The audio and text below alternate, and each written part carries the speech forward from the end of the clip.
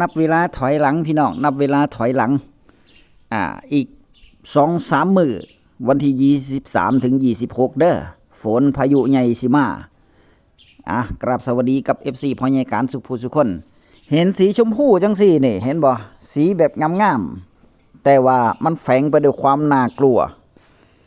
ตอนนี้หลายเพจหลายสำนักกรมอุตุแน่เพจเตือนฝ่าฝนแน่กำลังเตือนพี่น้องเกษตรกรชาวนาโดยเฉพาะหลายๆพื้นที่เนาะที่มีปัญหาเรื่องการกักเก็บน้ำแน่หยังแน่เกี่ยวกับการเกษตรแน่เนี่ยพืชหลังฤดูการทำนาน่ะระวังเพราะฉะนั้นแล้วเพิ่นบอกว่าตั้งแต่วันที่23ถึง26พายุฤดูร้อนจะเข้ามาพร้อมกับกรมอุตุได้ประกาศเตือนจากฤดูหนาวเข้าสู่ฤดูฝนเริ่มตั้งแต่วันที่22กุมภาพันธ์เป็นต้นไปพี่น้องไปเบิ่งเพจแรกทุ่งกุราเบิ่งแง่งสวยอันตรายที่เขาว่านี่คือวันที่24กุมภาในภาพตะกี้ภาพสีชมพูตะกี้นั่นเป็นภาพพายุฟ้าฝนเนาะครับเนาะการเกิดพายุฤดูร้อนไล่จากทิศตะวันตกมาทิศตะวันออกของอีสาน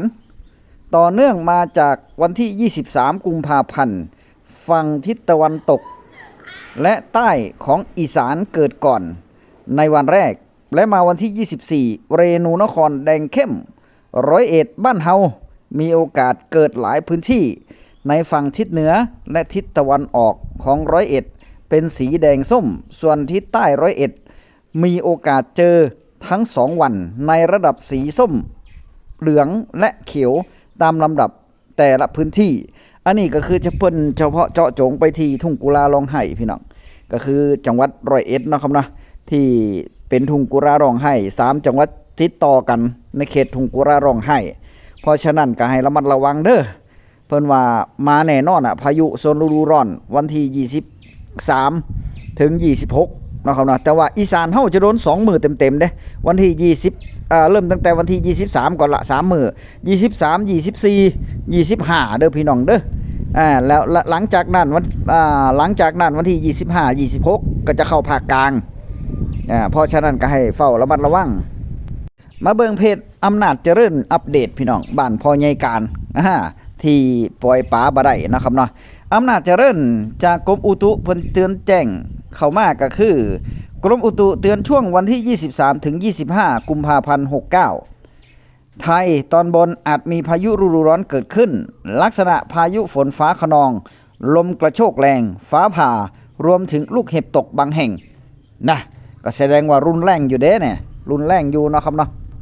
นี่หลายๆพื้นที่ที่เพิ่นแจ้งเข้ามาพี่น้องเตือนพายุฤดูร้อนไทยตอนบน23ถึง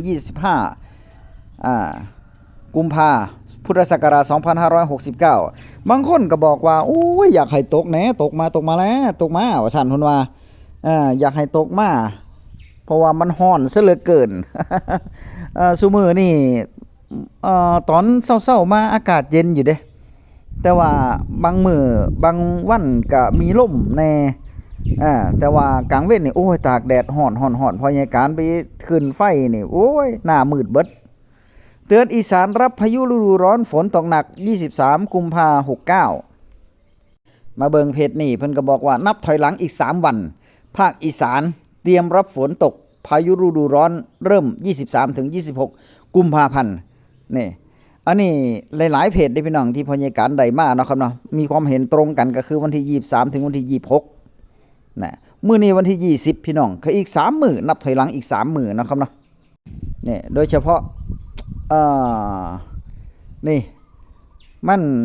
มันเลื่อนเข้าไปแต่ว่าบ้านพ่อใหญ่การอำนาจเจริญนี่พ่อใหญ่การเบิ่งแล้วระหว่างวันที่24บ่อำนาจเจริญนี่วันที่24นี่น่ากลัว24เวลา 5 ทุ่มไปฮอดวันที่25นี่ฝนตกหนักเพราะว่าเบิ่งเพจวุฒิแล้วในส่วนของดาวเทียมเรื่องฟ้าฝนเนาะครับเนาะพยาการโหลดมาเบิ่งไว้เตือนตัวเองก่อนแล้วก็ให้เจ้าของได้ฮู้เรื่องฟ้าฝนไปนำนะทุ่งกุราเบิ่งแยงนี่พี่น้องพื้นที่เสี่ยงเกิดฝนพายุเตือนถ้าหากเกิดตอนบ่ายฝนตั้งเขาเมฆดำเตรียมเก็บของและเข้าที่ปลอดภัย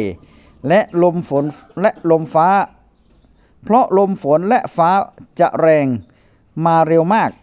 เนื่องจากได้สะสมความร้อนมานานมากวันที่23กุมภาพันธ์พี่น้องเตรียมตั้งรับเนี่ยเริ่มตั้งแต่วันที่23นี่แล้วเนาะให้ตั้งรับไว้ถ้าหากว่ามีเมฆขึ้นมามืดดำนี่พยากรณ์ย่านอย่างเดียวก็คือย่านล่มพี่น้องเพิ่นว่าช่วงนี้ถ้าฝนตกนี่มันหำซอบักม่วงเนาะครับเนาะซอบักม่วงหน่อยที่เพิ่นว่ากันแต่ว่ามันเริ่มเปลี่ยนแปลงเข้าสู่ฤดูร้อนเริ่มตั้งแต่ที่กรมอุตุเพิ่นแจ้งเข้ามาก็คือเริ่มเปลี่ยนแปลงเข้าสู่ฤดูร้อนเริ่มตั้งแต่วันที่22กุมภาพันธ์มาพร้อมกับพายุฤดูร้อนพร้อมเด้ทั้งฝนทั้งลมล่ะลูกเห็บตกพร้อมอันนี้มีอีกเพจนึงพี่น้องเตือนภัยสภาพอากาศเนี่ยอันนี้เพจเตือนภัยสภาพอากาศเนาะครับเพิ่นก็บอกว่าวันที่22กุมภาพันธ์2569ทั่วไทยช่วงบ่ายถึงค่ำรับมือพายุฝนฟ้าฤดูร้อนและลมกระโชกแรงเพิ่นว่านี่ตั้งแต่ภาคเหนือภาคอีสาน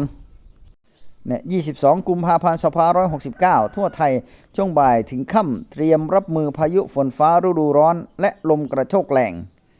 นี่รวมไปถึงวันที่25 26ก็จะเข้าสู่ภาคกลางนะครับเนาะเดี๋ยวพยากรณ์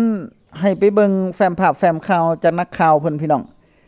พยากรณ์เรื่องบ่แม่นพยากรณ์ล่ะเพิ่นได้รับคำแจ้งเตือนจากอุตุมา